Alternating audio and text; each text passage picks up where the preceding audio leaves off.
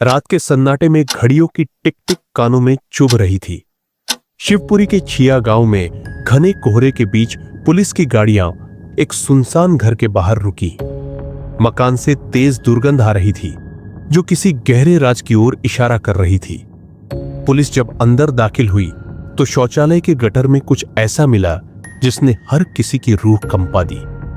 21 साल का प्रिंस तिवारी, जो बी फार्मा का छात्र था, अचानक 5 फरवरी को गायब हो गया।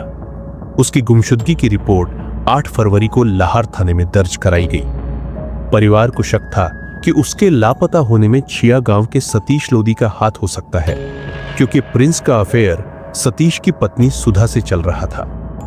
पुलिस ने इस मामले को गंभीरता से लिया, लेकिन कोई ठोस सुराग हाथ नहीं आया। 13 फरवरी को अचानक छिया गांव में हलचल मच गई। पड़ोसियों ने पुलिस को फोन कर सूचना दी कि सतीश के घर से तेज बदबू आ रही है। पुलिस तुरंत मौके पर पहुंची और जब उन्होंने घर के पीछे बने गटर को खोला तो वहां से प्रिंस की लाश बरामद हुई।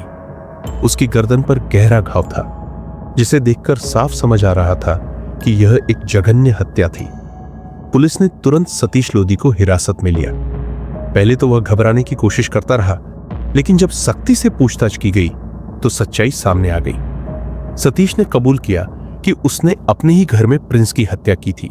2 साल पहले जब प्रिंस लाहौर के प्राइवेट कॉलेज में एडमिशन लेकर किराए का कमरा ढूंढ रहा था, तभी उसकी मुलाकात सतीश से हुई। संयोग से सतीश ने उसे अपने ही पड़ोस में किराए का मकान दिलवा दिया। यहीं से वह सतीश और उसकी पत्नी सुधा के करीब आया। सुधा की सुंदरता ने पहली ही मुलाकात में प्रिंस का दिल जीत लिया। शुरुआत में सुधा ने उसे नजरअंदाज किया, लेकिन धीरे धीरे वह भी उसकी तरफ आकर्षित होने लगी। सतीश की गैर मौजूदगी में दोनों एक दूसरे के बेहद करीब आ गए। प्रिंस सुधा पर इतना फिदा था कि उसने अपने खास दोस्तों को भी अपने इस रिश्ते के बारे में बता दिया।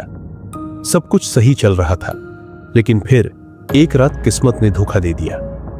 6 फरवरी को सुधा ने प्रिंस को अपने घर बुलाया, क्योंकि सतीश गांव से बाहर गया था। दोनों एक दूसरे में खोए हुए थे, यह सोचकर कि रात भर कोई उन्हें टोकने नहीं आएगा। लेकिन अचानक रात में ही सतीश वापस लौट आया। जैसे ही उसने दरवाजा खोला, उसने अपनी पत्नी को प्रिंस के साथ आपत्तिजनक हालत में देखा। यह नजारा देखते ही उसके दिमाग में खून सवार हो गया। बिना कुछ सोचे समझे उसने पास पड़ी कुल्हाड़ी उठाई और सीधे प्रिंस की गर्दन पर वार कर दिया। खून की धार फूट पड़ी, लेकिन सतीश रुका नहीं। एक के बाद एक वार करता रहा, जब तक कि प्रिंस की सांसें थम नहीं गई। हत्या के बाद उसने घबराहट में लाश को घर के पीछे बने शौचालय के गटर में फेंक दिया, यह सोचकर कि बदबू किसी को संदेह नहीं होने देगी। लेकिन अपराध छुप नहीं सकता। 7 दिन बाद सच्चाई बाहर आ गई और पुलिस ने सतीश को गिरफ्तार कर लिया। प्रिंस ने जिस प्यार के लिए अपनी जान दी, वही प्यार उसकी मौत का कारण बना। सतीश ने जिस पत्नी के लिए खून किया, वह भी अब उसकी नहीं रही।